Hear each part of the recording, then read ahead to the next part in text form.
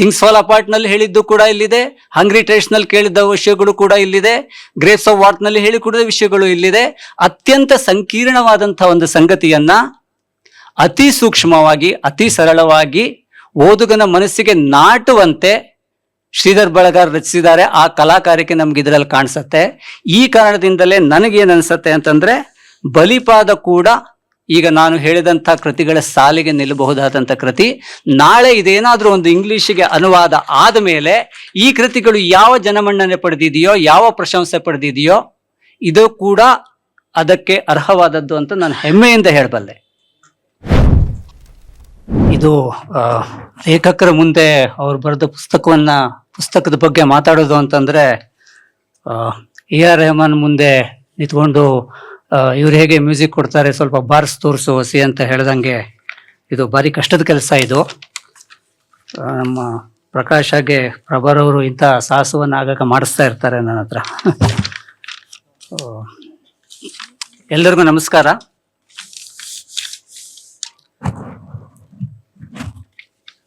ಇತ್ತೀಚೆಗೆ ನಾನು ಆಫ್ರಿಕಾ ದೇಶದ ರವಾಂಡಕ್ಕೆ ಹೋಗಿದ್ದೆ. ಆಫ್ರಿಕಾದ ರವಾಂಡ ದೇಶಕ್ಕೆ ಹೋಗಿದ್ದೆ. ಅದರ ರಾಜಧಾನಿ ಕಿಗಾಲಿಯಲ್ಲಿ ಒಂದು ಆದಿವಾಸಿಗಳ ಮ್ಯೂಸಿಯಂ, ಅದನ್ನು ನೋಡ್ಲಿಕ್ಕೆ ಹೋಗಿದ್ದೆ. ನಮಗೆಲ್ಲ ಗೊತ್ತಿರೋ ಹಾಗೆ ಆದಿವಾಸಿಗಳ ಮ್ಯೂಸಿಯಂ ಅಂತಂದ್ರೆ ಅವ್ರು ಬಳಸಿದ ವಸ್ತುಗಳು, ಅವರ ಸಂಪ್ರದಾಯದ ಚಿತ್ರಗಳು, ಅದು ಇದು ಎಲ್ಲ ಇರತ್ತೆ. ಹಾಗೂ ಅದ್ರ ವಿವರಣೆಗಳು ಕೂಡ ಇರತ್ತೆ. ಈ ರೀತಿ ಬೇರೆ ಬೇರೆ ವಸ್ತುಗಳನ್ನು ನೋಡ್ತಾ ಹೋದಾಗ ಬಹಳ ಕುತೂಹಲವಾದಂಥ ಒಂದು ವಸ್ತು ನನಗೆಲ್ಲ ಕಾಣಿಸ್ತು. It was very interesting. ಸಿಂಹದ ತಲೆ ಬುರುಡೆ, ಅದರ ಹಲ್ಲುಗಳ ನಡುವೆ ಮನುಷ್ಯನ ಕೊರಳಿನ ಎಲುಬುಗಳು ಸಿಕ್ಕಾಕೊಂಡಿದೆ. ಆಶ್ಚರ್ಯ ಆಗೋಯ್ತು, ಏನಪ್ಪಾ ಇದು? ಹಾಗೆ ಅದು ಕ್ಯೂಬಿಕಲ್ ಒಳಗಿತ್ತು. ಅದರ ಪಕ್ಕಕ್ಕೆ ಒಂದು LED ಸ್ಕ್ರೀನ್ ನಲ್ಲಿ ಅದು ಏನು, ಆ ವಸ್ತು ಏನು ಅಂತ ಹೇಳ್ಕೊಂಡು ಅದರ ನೆರೇಟಿವ್ಸ್ ಬರ್ತಾ ಇತ್ತು. ಅದು ಬಹಳಷ್ಟು ಕಡೆ ಅದೇ ರೀತಿ ಇತ್ತು. ಇಲ್ಲೂ ಕೂಡ LED ಸ್ಕ್ರೀನ್ ನಲ್ಲಿ ಹೇಳ್ತಾ ಇದ್ರು. ಆ ಬುರುಡೆಯನ್ನ, ಸಿಂಹದ ಬುರುಡೆಯನ್ನ ಸಂಗ್ರಹಿಸಿದ್ರಲ್ಲ ಯಾರ ಹತ್ರ, ಆ ಆದಿವಾಸಿಯವನ್ನ ಯಾರೋ ಒಬ್ರು ಇಂಟ್ರ್ಯೂ ಮಾಡ್ತಾ ಇರೋವಂಥ ವಿಡಿಯೋ ಅದು. ಅವರು ಯಾವುದೋ ಭಾಷೆಯಲ್ಲಿ ಮಾತಾಡ್ತಾ ಇದ್ರು, ಅದರ ಕೆಳಗಡೆ ಇಂಗ್ಲಿಷ್ ಸಬ್ಟೈಟಲ್ ಬರ್ತಾ ಇತ್ತು. ಅದನ್ನು ಓದಿದ್ದಂಗೆ ಬಡ್ದೋದೆ ನಾನು. ಅವನು ಇಂಟ್ರ್ಯೂ ಮಾಡೋನು ಕೇಳ್ತಾನೆ, ಏನು ಇದು ಸಿಂಹ ನಿನ್ನ ಮೇಲೆ ದಾಳಿ ಮಾಡಿತ್ತಾ, ನೀನು ಅದನ್ನು ಕೊಂದ್ಯಾ? ಇಲ್ಲ, ಅದು ಹಾಗೆ ಸತ್ತೋಯ್ತು. ಅದೇನು ಅದ್ರ ಬಾಯಲ್ಲಿ ಮೂಳೆ ಇದೆಯಲ್ಲ, ಅದು ನನ್ನ ಮೊಮ್ಮಗಂದು. ಅಂದ್ರೆ ಸಿಂಹ ಅವನ ಮೊಮ್ಮಗನ್ನ ಕಚ್ಚಿಡಿದ ಸ್ಥಿತಿಯಲ್ಲೇ ಅದನ್ನ ಎತ್ತಿಟ್ಕೊಂಡಿದ್ದಾನೆ ಆತ. ವಾಟ್, ನಿನ್ನ ಮೊಮ್ಮಗಂತ? ನಿನ್ನ ಮೊಮ್ಮಗನ ಮೇಲೆ ದಾಳಿ ಮಾಡಿದ ಸಿಂಹನ ಕೊಲ್ಲಿಲ್ವಾ ನೀನು? ಇಲ್ಲ, ನಾನು ಕೊಲ್ಲಿಲ್ಲ, ಅದೇ ಸತ್ತೋಯ್ತು. ಯಾಕೆ? ಇಲ್ಲ, ನನ್ನ ಮೊಮ್ಮಗ ಬಾರಿ ತಪ್ಪು ಮಾಡಿದ್ದ. ಅವನಿಗೆ ಈ ಸಿಂಹದ ಮರಿಗಳನ್ನ ಕಳಸಾಣಿಕೆ ಮಾಡುವಂಥ ಒಂದು ಚಟ ಹತ್ತಿತ್ತು. ಈ ಸಿಂಹದ ಮರಿಯನ್ನು ಕೂಡ ಅವನು 3 ಮರಿಯನ್ನ ಕದ್ದಿದ್ದ. ನಿಮಗೆ ಗೊತ್ತಲ್ಲ, ತಾಯಿಯ ಪ್ರೀತಿ ಮತ್ತು ಕ್ರೋಧ. ಆ ಸಿಂಹಿಣಿ ಇವನ ಮೇಲೆ ಅಟ್ಯಾಕ್ ಮಾಡ್ತು. ಅಟ್ಯಾಕ್ ಮಾಡಿ ಅವನ ಕೊರಳನ್ನು ಕಚ್ಚಿತು. ಅವನು ಸತ್ತ. ಆದರೆ ಅಷ್ಟೊತ್ತಿಗೆ ಅದರ ಹೊಟ್ಟೆಯಲ್ಲಿ ಆತ ವಿಷ ಬಾಣಗಳನ್ನೆಟ್ಟಿದ್ದ ಸಿಂಹನು ಸತ್ತೋಯ್ತು. ಆ ವಿಷದ ಪ್ರಭಾವ ಎಷ್ಟಿತ್ತು ಅಂತಂದ್ರೆ, ಅದು ದವಡೆಯನ್ನು ಓಪನ್ ಮಾಡಿ ಅವನ ಕೊರಳನ್ನು ಬಿಡಿಸ್ಕೊಳ್ಳಿಕ್ಕೆ ಆಗಲಿಲ್ಲ. ಅದೇ ಸ್ಥಿತಿಯಲ್ಲಿ ಅದು ಇತ್ತು. ಅದನ್ನೇ ನಾನು ಎತ್ತಿ ಇಟ್ಕೊಂಡಿದ್ದೆ. ನಾನು ಅದನ್ನು ಬಿಡಿಸ್ಲಿಕ್ಕೆ ಹೋಗ್ಲಿಲ್ಲ. ಅದನ್ನ ದಿನ ನೋಡ್ತಾ ಇರ್ತೀನಿ. ಇದು ಅಲ್ಲಿ ಸಬ್ಟೈಟಲ್ ಬರ್ತಾ ಇತ್ತು. ನೋಡ್ತಾ ಇದ್ದೆ. ಬಿಲೀವ್ ಮೀ, ಆ ಸಂದರ್ಭದಲ್ಲಿ ನನಗೆ ಶ್ರೀಧರ್ ಬಳಗಾರರ ಬಲಿಪಾದ ನೆನಪಾಯಿತು.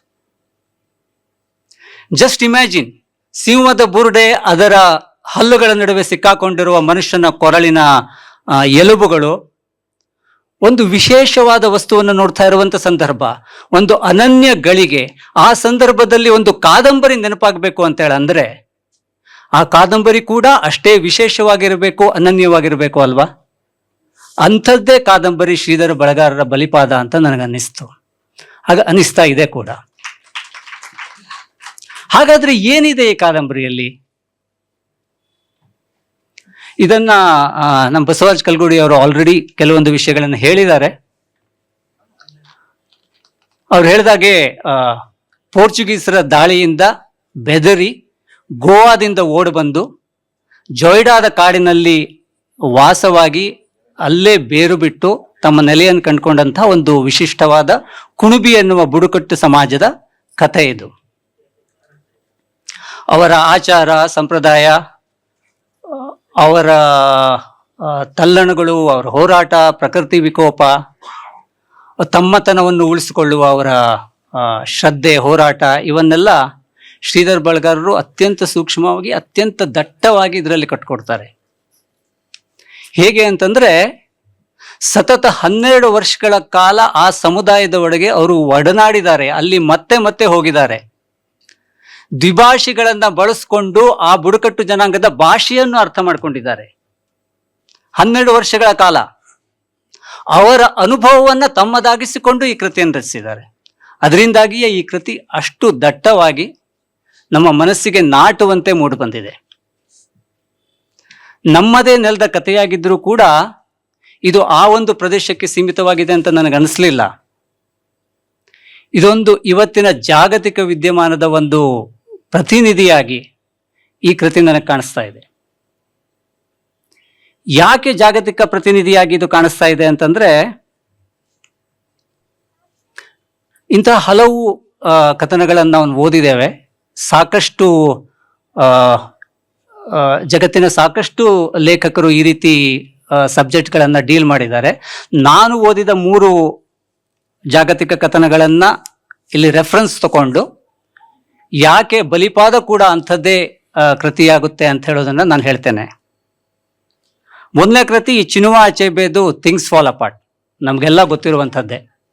ಅದರಲ್ಲಿ ನಾಯಕ ಒಂದು ಮರ್ಡರ್ ಕೇಸ್ನಲ್ಲಿ ಅವನೇ ಕೊಲೆ ಮಾಡಿ ಜೈಲಿಗೆ ಹೋಗಿ, ಆತ ಜೈಲಿಗೆ ಹೋದಂಥ ಸಂದರ್ಭದಲ್ಲಿ ಏನಾಗತ್ತೆ, ಅಲ್ಲಿ ಬ್ರಿಟಿಷರು ಕಲೋನೈಸೇಷನ್ ಇಂದಾಗಿ ಅಲ್ಲಿ ಸಾಕಷ್ಟು ಮತಾಂತರ ನಡೆಯುತ್ತೆ. ಆ ಪ್ರದೇಶದ ಜನ ತಮ್ಮ ಸಂಸ್ಕೃತಿಯನ್ನ ಕಳೆದುಕೊಳ್ತಾರೆ, ತಮ್ಮ ಮೂಲ ಏನಿದೆ ಅದನ್ನ ಕಳೆದುಕೊಳ್ಳುವಂತ ಪ್ರಸಂಗ ಬರುತ್ತೆ. ಈತ ಜೈಲಿನಿಂದ ಹೊರಗೆ ಬಂದಾಗ ಅದನ್ನೆಲ್ಲ ನೋಡಿ ಆಕ್ರೋಶಗೊಂಡು ಅದ್ರ ವಿರುದ್ಧ ಹೋರಾಡ್ಲಿಕ್ಕೆ ಹೋಗ್ತಾನೆ. ಹಾಗೂ ಸರ್ಪ್ರೈಸಿಂಗ್ಲಿ ಅವನ ಹಿರಿಕರೇ ಕೂಡ ಅದಕ್ಕೆ ಅವನಿಗೆ ಸಾಥ್ ಕೊಡೋದಿಲ್ಲ. ಇಂಥ ಒಂದು ಕತೆ ಇದೆ. ಅದರ ನಂತರ ಇನ್ನೊಂದು ನಾನು ಓದಿದ್ದು ಅಂತಂದ್ರೆ ಅಮಿತಾವ್ ಘೋಷ್ ಅವರ ಹಂಗ್ರಿ ಟೈಟ್ಸ್. ಅದರಲ್ಲೂ ಕೂಡ ಅಮೆರಿಕ ಮೂಲದ ಭಾರತೀಯ ವ್ಯಕ್ತಿ ಒಂದು ಡಾಲ್ಫಿನ್ ಅನ್ನ ಸ್ಟಡಿ ಮಾಡಲಿಕ್ಕೆ ಭಾರತದ ಒಂದು ಹಳ್ಳಿಗೆ ಬಂದಾಗ ಆ ಹಳ್ಳಿಯಲ್ಲಿರುವ ಜನ, ಅವರ ಸಂಸ್ಕೃತಿ, ಅವರ ಪರಿಸರದೊಡನೆ ಸಂಬಂಧ, ಅವರ ಪ್ರಾಣಿಗಳು ಹಾಗೂ ಸರ್ಕಾರದೊಡನೆ ಸಂಘರ್ಷ, ಇವನ್ನೆಲ್ಲ ಹಿಡಿದುಕೊಡುವಂಥ ಕೃತಿ ಅದು. ಇನ್ನೊಂದು ಜಾನ್ ಸ್ಟೆನ್ಬೈಕ್ನ ಗ್ರೇವ್ಸ್ ಆಫ್ ರಾತ್, ನೊಬೆಲ್ ಪ್ರಶಸ್ತಿ ವಿಜೇತ ಲೇಖಕ ಈತ. ಅಫ್ಕೋರ್ಸ್ ಇದನ್ನೆಲ್ಲ ದಿವಾಕರ್ ಸರ್ ಮುಂದೆ ಹೇಳಿ ನಂಗೆ ಬಹಳ ಭಯ ಆಗತ್ತೆ. ಅವನ ಗ್ರೇವ್ಸ್ ಆಫ್ ವಾರ್ತ್ನಲ್ಲಿ ಈ ಒಕ್ಲಹಾಮಾದ ಒಂದು ಕುಟುಂಬ ಬಡತನ, ಬರಗಾಲ, ಈ ಎಲ್ಲ ಕಾರಣಾಂತರಗಳಿಂದ ಕ್ಯಾಲಿಫೋರ್ನಿಯಾ ಕಡೆ ವಲಸೆ ಹೋಗುವಂಥ ಒಂದು ಅನಿವಾರ್ಯ ಸೃಷ್ಟಿಯಾಗತ್ತೆ. ಈ ರೀತಿ ವಲಸೆ ಹೋಗುವಂಥ ಒಂದು ಪ್ರಕ್ರಿಯೆಯಲ್ಲಿ ಅನೇಕ ಜನ ಸಿಗ್ತಾರೆ, ಅನೇಕ ಕುಟುಂಬಗಳು ಸಿಗ್ತವೆ. ಅವ್ನು ನೋಡ್ತಾ ನೋಡ್ತಾ ಹೋದಾಗ ಅವರು ಅಲ್ಲ ಅದೇ ಸಮಸ್ಯೆಯಿಂದ ಬಳಲ್ತಾ ಇರ್ತಾರೆ. ಈ ರೀತಿ ಒಂದು ಕಥನವನ್ನು ಕಟ್ಕೊಡುವಂಥ ಕೃತಿ ಅದು. ನೋಡಿ, ಈ ರೀತಿ 3 ಕತೆ. ಒಂದು ಅಮೆರಿಕಾದ ಕತೆ, ನೀವು ಭೂಪಟವನ್ನು ನೋಡಿದಾಗ ಎಕ್ಸ್ಟ್ರೀಮ್ ಲೆಫ್ಟ್ ನಲ್ಲಿದೆ. ನಂತರ ಥಿಂಗ್ಸ್ ಫಾಲ್ ಅಪಾರ್ಟ್ ಆಫ್ರಿಕಾದಲ್ಲಿ ನಡೆಯೋದು ಮಧ್ಯದಲ್ಲಿದೆ. ಇನ್ನೊಂದು ಅಮಿತಾವ್ ಘೋಷ್ ಅವ್ರದ್ದು ಭಾರತದಲ್ಲಿದೆ, ಇದು ರೈಟ್ ಸೈಡ್ ನಡೆಯೋದು. ಸಂಪೂರ್ಣವಾಗಿ ಜಗತ್ತಿನ ಎಲ್ಲಾ ಕಡೆ ನಡೆಯುವಂಥ ಕಥನವನ್ನ ಅಥವಾ ಬೇರೆ ಬೇರೆ ಸಮಸ್ಯೆಯನ್ನ ಬೇರೆ ಬೇರೆ ರೀತಿಯಲ್ಲಿ ಈ ಕೃತಿಗಳು ಹ್ಯಾಂಡಲ್ ಮಾಡುತ್ತೆ.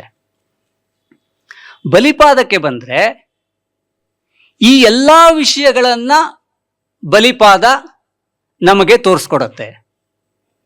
ಥಿಂಗ್ಸ್ ಫಾಲ್ ಅಪಾರ್ಟ್ ನಲ್ಲಿ ಹೇಳಿದ್ದು ಕೂಡ ಇಲ್ಲಿದೆ, ಹಂಗ್ರಿ ಟೈಟ್ಸ್ ನಲ್ಲಿ ಕೇಳಿದ ವಿಷಯಗಳು ಕೂಡ ಇಲ್ಲಿದೆ, ಗ್ರೇವ್ಸ್ ಆಫ್ ವಾರ್ತ್ ನಲ್ಲಿ ಹೇಳಿಕೊಡಿದ ವಿಷಯಗಳು ಇಲ್ಲಿದೆ. ಅತ್ಯಂತ ಸಂಕೀರ್ಣವಾದಂತಹ ಒಂದು ಸಂಗತಿಯನ್ನ ಅತಿ ಸೂಕ್ಷ್ಮವಾಗಿ, ಅತಿ ಸರಳವಾಗಿ ಓದುಗನ ಮನಸ್ಸಿಗೆ ನಾಟುವಂತೆ ಶ್ರೀಧರ್ ಬಳಗಾರ್ ರಚಿಸಿದ್ದಾರೆ. ಆ ಕಲಾಕಾರಿಕೆ ನಮ್ಗೆ ಇದರಲ್ಲಿ ಕಾಣಿಸುತ್ತೆ. ಈ ಕಾರಣದಿಂದಲೇ ನನಗೇನು ಅನ್ಸುತ್ತೆ ಅಂತಂದ್ರೆ, ಬಲಿಪಾದ ಕೂಡ ಈಗ ನಾನು ಹೇಳಿದಂಥ ಕೃತಿಗಳ ಸಾಲಿಗೆ ನಿಲ್ಲಬಹುದಾದಂಥ ಕೃತಿ. ನಾಳೆ ಇದೇನಾದರೂ ಒಂದು ಇಂಗ್ಲಿಷಿಗೆ ಅನುವಾದ ಆದ ಮೇಲೆ ಈ ಕೃತಿಗಳು ಯಾವ ಜನಮನ್ನಣೆ ಪಡೆದಿದೆಯೋ, ಯಾವ ಪ್ರಶಂಸೆ ಪಡೆದಿದೆಯೋ, ಇದು ಕೂಡ ಅದಕ್ಕೆ ಅರ್ಹವಾದದ್ದು ಅಂತ ನಾನು ಹೆಮ್ಮೆಯಿಂದ ಹೇಳಬಲ್ಲೆ.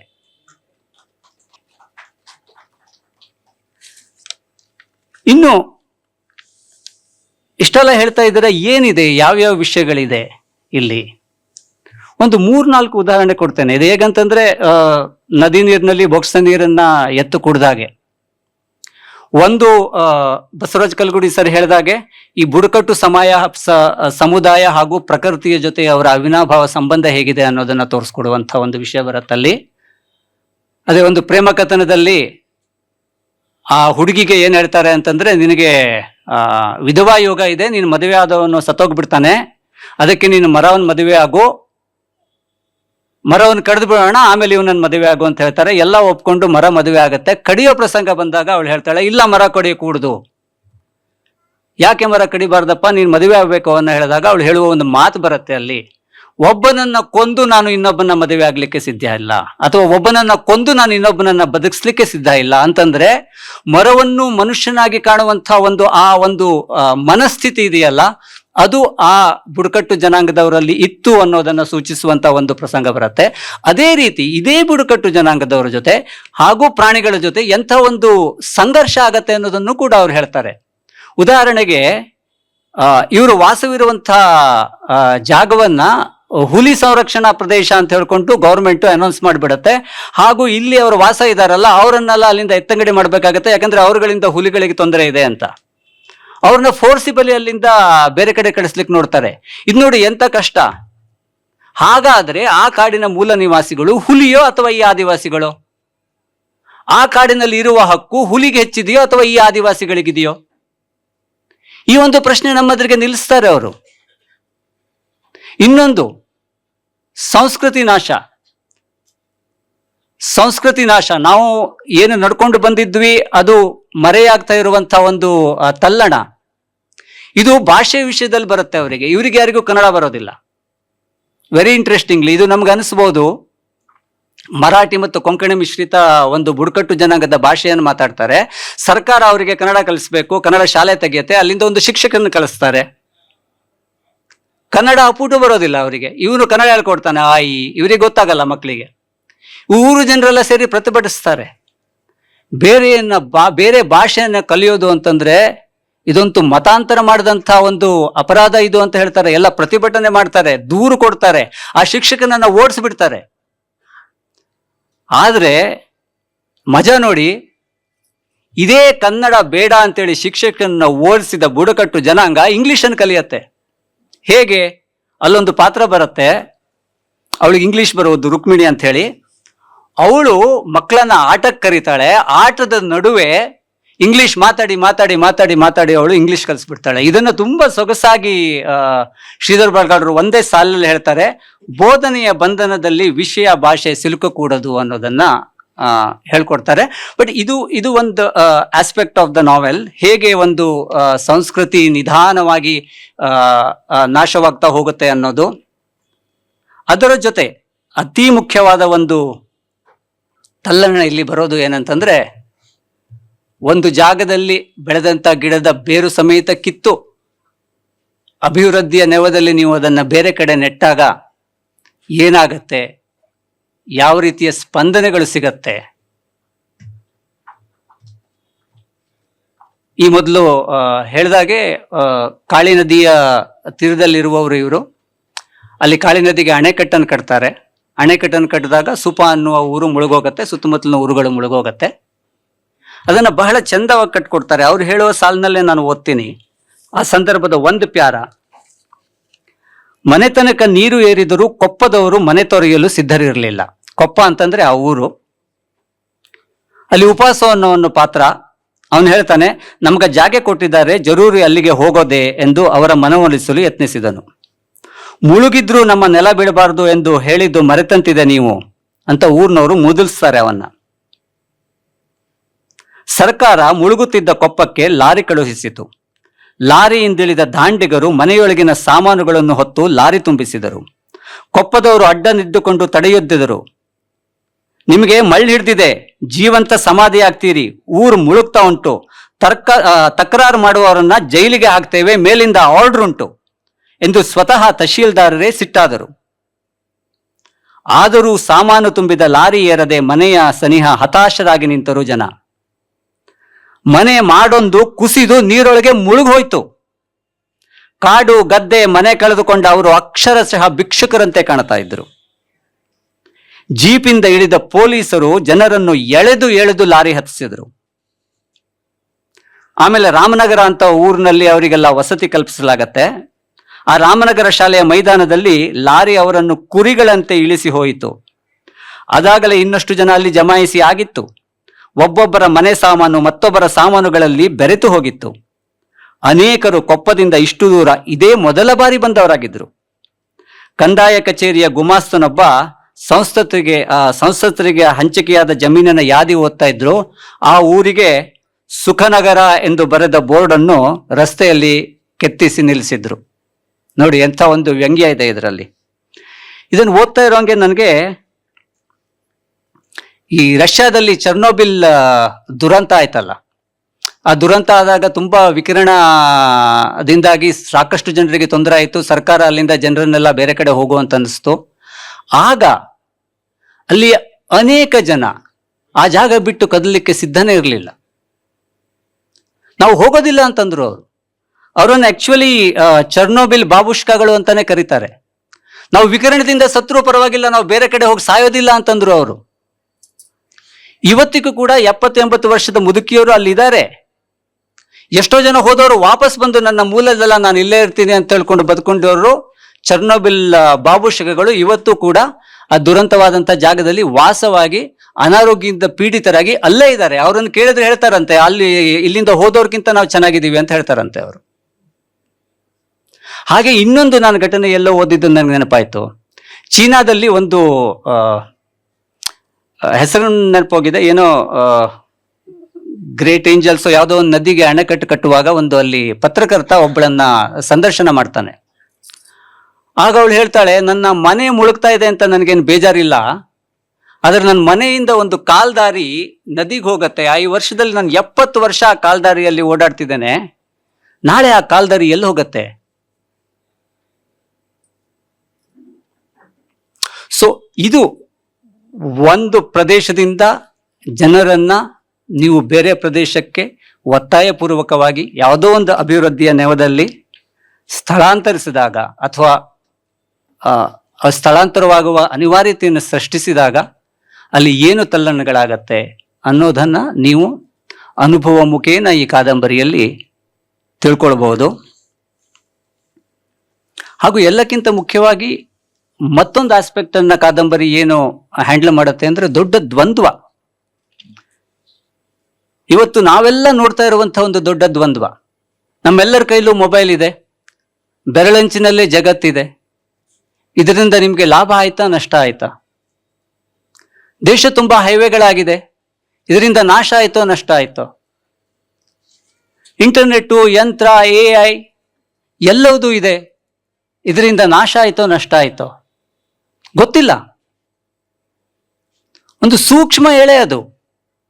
ಇಂಥದ್ದೇ ಪ್ರಸಂಗ ಈ ಕಾದಂಬರಿಯಲ್ಲೂ ಬರುತ್ತೆ, ಹಾಗೂ ಅದು ಅತ್ಯಂತ ಸಹಜವಾಗಿ ಬರುತ್ತೆ. ನೋಡಿ ಯಾವ ತರ ಇದೆ ಈ ಕಾದಂಬರಿಯಲ್ಲಿ. ಒಂದು ಇದೇ ಬುಡಕಟ್ಟು ಜನಾಂಗದಲ್ಲಿ ಬರುತ್ತೆ. ಬರಗಾಲದಿಂದಾಗ್ಲಿ ಅಲ್ಲಿ ಊಟಕ್ಕೆ ಏನು ಗತಿ ಇಲ್ಲ. ಅವರೆಲ್ಲ ಈ ಬಿದಿರಕ್ಕಿ ತಿಂತಾರೆ. ಆ ಸಂದರ್ಭದಲ್ಲಿ, ಬರಗಾಲದ ಸಂದರ್ಭದಲ್ಲಿ ಬಿದಿರು ಅಕ್ಕಿ ಕೊಟ್ಟಾಗ್ಲೇ ಬರಗಾಲ ಬರೋದು ಅನ್ನೋ ಒಂದು ಪ್ರತೀತಿ ಕೂಡ ಇದೆ. ಕಾಡಿನಲ್ಲಿ ಸಾಕಷ್ಟು ಬಿದಿರುಗಳಿವೆ, ಬಿದಿರಕ್ಕಿಯನ್ನು ಆರಿಸ್ಕೊಂಡು ಈ ಬುಡಕಟ್ಟು ಜನಾಂಗ ತಿಂತಾರೆ. ಆದ್ರೆ ಅದೇ ತಿನ್ನುತ್ತಿರುವ ಸಂದರ್ಭದಲ್ಲೇ ಸರ್ಕಾರ ದಾಂಡೇಲಿ ಪೇಪರ್ ಮಿಲ್ಗೆ ಎಲ್ಲಾ ಬಿದಿರುಗಳನ್ನ ಗುತ್ತಿಗೆ ಕೊಡುತ್ತೆ, ನೀವು ಕಟ್ ಮಾಡ್ಕೊಂಡು ಹೋಗಿ ಪೇಪರ್ ಮಾಡಿ ಅಂತ ಹೇಳ್ಕೊಂಡು. ಮಜಾ ನೋಡಿ, ದಾಂಡೇಲಿ ಪೇಪರ್ ಮಿಲ್ನವರು ಲಾರಿ ತಗೊಂಡು ಬಂದು ಬಿದಿರನ್ನೆಲ್ಲ ಕಟ್ ಮಾಡ್ಕೊಂಡು ಹೋಗ್ತಾರೆ. ಇವರಿಗೆ ಬಿದಿರಕ್ಕಿನೇ ಆಹಾರ. ಆ ಸಂದರ್ಭದಲ್ಲಿ ಕೂಡ ಒಂದು ಬಹಳ ಒಳ್ಳೆಯ ಸಾಲ್ ಬರುತ್ತದೆ ಅಲ್ಲಿ. ಅವ್ರು ಹೇಳ್ತಾರೆ, ಹೌದು, ಆದ್ರೆ ಈ ಲಾರಿ ಬರ್ತಿತ್ತಲ್ಲ ಬಿದಿರು ಕಟ್ಕೊಂಡು ಹೋಗ್ಲಿಕ್ಕೆ, ಅದರಲ್ಲಿ ಕುತ್ಕೊಂಡು ಈ ಜನರಿಗೆ ಆಸ್ಪತ್ರೆಗೋ ಸರ್ಕಾರಿ ಕಚೇರಿಗೋ ಪಟ್ಟಣಕ್ಕೆ ಹೋಗ್ಲಿಕ್ಕೆ ಅನುಕೂಲ ಆಯ್ತು. ಮೊದಲೇ ಏನು ವಾಹನನೇ ಇರಲಿಲ್ಲ. ನಮ್ಮ ಕೊನೆಯ ಆಹಾರದ ಅಸ್ತ್ರವಾದ ಬಿದಿರಕ್ಕಿಯ ಗಿಡಗಳನ್ನ ಕಡಿದುಕೊಂಡು ಹೋಗುವಂತಹ ಲಾರಿಯಲ್ಲಿ ಆಸ್ಪತ್ರೆಗೆ ಹೋಗುವ ಅನುಕೂಲ ಇದೆ. ಲಾಭ ಆಯ್ತೋ ನಷ್ಟ ಆಯ್ತೋ ಗೊತ್ತಿಲ್ಲ. ಇಂತಹ ಒಂದು ಅತಿ ದೊಡ್ಡ ನಾವು ಎದುರಿಸುತ್ತಿರುವ ದ್ವಂದ್ವವನ್ನು ಕೂಡ ಈ ಕಾದಂಬರಿ ಕಟ್ಟಿಕೊಡತ್ತೆ. ಹಾಗಂತ ಇದರಲ್ಲಿ ಯಾರು ಖಳನಾಯಕರಿಲ್ಲ. ಇದು ಕಪ್ಪು ಇದು ಬಿಳಿ ಅಂಥೇಳಿ ಯಾವ ವರ್ಗೀಕರಣವನ್ನು ಅವ್ರು ಮಾಡಲಿಲ್ಲ. ಅತ್ಯಂತ ಒಂದು ಪಾಸಿಟಿವ್ ವೇದ್ನಲ್ಲಿ, ಅತ್ಯಂತ ಒಂದು ನಂಬಿಕೆ, ಒಂದು ಆಶಾಭಾವದೊಂದಿಗೆ ಈ ಕಾದಂಬರಿ ಎಂಡ್ ಆಗತ್ತೆ. ಅದೇ 3 ತಲೆಮಾರುಗಳ ಕಥೆ ಇದೆ ಅಂತ ಹೇಳಿದ್ರಲ್ಲ, ಅಪ್ಪ ಮಗ ಮೊಮ್ಮಗ. ಈ ಮೊಮ್ಮಗನ ಒಂದು ಕಥನದಲ್ಲಿ ಅದು ಬರುತ್ತೆ. ಆ ಮೊಮ್ಮಗ ಕುಣಬಿ ಸಮಾಜದಲ್ಲಿ ಓದಿದ ಮೊದಲನೇ ವ್ಯಕ್ತಿ. ಅವನು ಹೊರಗಡೆ ಹೋಗಿ ಓದ್ಕೊಂಡು ಬರ್ತಾನೆ. ಓದುವಾಗಲೇ ಅವನು ಹೇಳಿ ಹೋಗಿರ್ತಾನೆ, ಅಲ್ಲಿ ವಾಗ್ವಾದ ನೀಡಿರ್ತಾನೆ, ನಾನು ಹೋಗಿ ಎಲ್ಲೋ ಕೆಲಸ ಮಾಡೋದಿಲ್ಲ, ಇಲ್ಲೇ ಬಂದು ಸಮಾಜಕ್ಕಾಗಿ ದುಡಿತೇನೆ ನಾನು ಅಂತ ಹೇಳಿ ವಾಗ್ವಾದ ಮಾಡಿ ಹೋದವನು ವಾಪಸ್ ಬರ್ತಾನೆ. ಇದು ಹುಲಿ ಸಂರಕ್ಷಣಾ NGOದ ಪ್ರತಿನಿಧಿಯಾಗಿ ಇದೇ ಕಾಡಿನ ವಸತಿ ಪ್ರದೇಶಕ್ಕೆ ಬರ್ತಾನೆ. ಒಂದು ಸಾಕಷ್ಟು ಒಳ್ಳೆ ಕೆಲಸಗಳನ್ನು ಮಾಡ್ತಾನೆ. ಅದ್ರ ಜೊತೆ ಒಂದು ಹೋಮ್ ಸ್ಟೇಯನ್ನು ತೆಗಿತಾನೆ. ಇದಕ್ಕೇನು ಅನ್ನೋದು? ಇದನ್ನು ನೀವು ಯಾವ ರೀತಿ ಅರ್ಥೈಸಿಕೊಳ್ತೀರಿ? ಇದನ್ನು ಓದುಗನಿಗೆ ಬಿಡ್ತಾರೆ ಬಳಗಾರರು.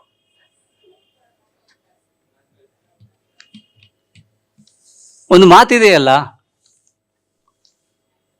ಈ ಭೂಮಿ ಮನುಷ್ಯನಿಗೆ ಸೇರಿದ್ದಲ್ಲ, ಮನುಷ್ಯ ಭೂಮಿಗೆ ಸೇರಿದವನು ಅಂತ ಹೇಳಿ.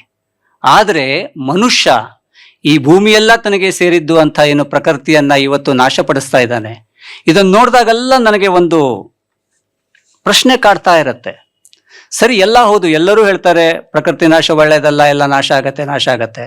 ಆದರೆ ಈ ಪ್ರಕೃತಿ ನಾಶದ ವೇಗ ಏನಿದೆ ಅದನ್ನು ನೋಡಿದಾಗ ಪ್ರಕೃತಿ ಮೊದಲು ನಾಶ ಆಗತ್ತೋ ಅಥವಾ ಮನುಷ್ಯ ಮೊದಲು ನಾಶ ಆಗ್ತಾನೋ ಅನ್ನೋದು ನನಗೆ ಯಾವತ್ತೂ ಕಾಡುವ ಪ್ರಶ್ನೆ. ಈಗ ನಾನು ಮೊದಲು ಹೇಳಿದ್ನಲ್ಲ, ಸಿಂಹದ ತಲೆಬುರುಳಿಯಲ್ಲಿ ಸಿಕ್ಕಾಕೊಂಡಂತ ಮನುಷ್ಯನ ಕೊರಳಿನ ಎಲುಬು, ಆ ಒಂದು ರೂಪಕ ನನ್ನ ಕಣ್ಮುಂದೆ ಬರುತ್ತೆ ಈ ಪ್ರಶ್ನೆ ಬಂದಾಗಲ್ಲ. ಅದು ಉತ್ತರ ಅಂತ ಹೇಳಲ್ಲ. ಈ ನನ್ನ ಪ್ರಶ್ನೆಗೆ ಯಾವುದೋ ಒಂದು ಸ್ತರದಲ್ಲಿ ಅಬ್ಸ್ಟ್ರಾಕ್ಟ್ ಆಗಿ ಒಂದು ಉತ್ತರದ ಹೊಸ್ತಿಲಿಗೆ ನನ್ನನ್ನು ತೆಗೆದುಕೊಂಡು ಹೋಗಿ ನಿಲ್ಲಿಸುತ್ತದೋ ಅಂತ ಅನಿಸುತ್ತೆ ನನಗೆ. ಶ್ರೀಧರ್ ಬಳಗಾರರ ಬಲಿಪಾದ ಕಾದಂಬರಿ ಕೂಡ ಇಂಥ ನಮ್ಮ ಹಲವಾರು ದ್ವಂದ್ವಗಳಿಗೆ, ನಾವು ನೋಡ್ತಾ ಇರುವಂತ ತಲ್ಲಣಗಳಿಗೆ ಇದು ಹೀಗೆ ಅಂತ ಉತ್ತರ ಕೊಡೋದಿಲ್ಲ. ಆದರೆ ಓದುಗನನ್ನ ಉತ್ತರದ ಹೊಸ್ತಿಲಿಗೆ ತಗೊಂಡೋಗಿ ನಿಲ್ಲಿಸತ್ತೆ. ಅವನನ್ನ ಚಿಂತನೆಗೆ ಹತ್ತಿ ಅವನಿಗೆ ಬೇಕಾದ ಉತ್ತರವನ್ನ ಅವನೇ ಕಂಡುಹಿಡ್ಕೊಳ್ಳಿಕ್ಕೆ ಇಂಬುಗೊಡುತ್ತೆ. ಒಂದು ಶ್ರೇಷ್ಠವಾದ ಕೃತಿ ಮಾಡಬೇಕಾಗಿರೋದು ಇದನ್ನೇ ಅನ್ನೋದು ನನ್ನ ಅನಿಸಿಕೆ. ಮಾರ್ಕ್ವೆಸ್ ಒಂದು ಮಾತು ಹೇಳ್ತಾನೆ, ಜೀವನ ಅಂದ್ರೆ ನಾವು ಬದುಕಿದ್ದಲ್ಲ, ನಾವು ನೆನಪಿಟ್ಕೊಂಡದ್ದು. ಜನರು ಸಾಯೋದಿಲ್ಲ, ನಾವು ಅವರನ್ನ ಮರೆತಾಗ ಅವರು ಸಾಯ್ತಾರೆ. ನೋಡಿ, ಒಂದು ಅಣೆಕಟ್ಟು ನದಿಯನ್ನ ತಡೆ ಹಿಡಿಬಹುದು, ಕಾಡುಗಳನ್ನ ಕಡಿಬಹುದು, ಊರಿಗೆ ಊರನ್ನೇ ಮುಳುಗಿಸಬಹುದು. ಆದರೆ ನೆನಪುಗಳನ್ನ ತಡೆಯುವಂಥ ಅಣೆಕಟ್ಟನ್ನ ಮನುಷ್ಯ ಇದುವರೆಗೂ ಕಟ್ಟಲಿಲ್ಲ, ಕಟ್ಟಲಿಕ್ಕೆ ಸಾಧ್ಯನೂ ಇಲ್ಲ. ಅಂತಹ ಒಂದು ನೆನಪೇ ಈ ಬಲಿಪಾದ ಅನ್ನುವ ಕೃತಿ. ನಮಸ್ಕಾರ ಎಲ್ಲರಿಗೂ.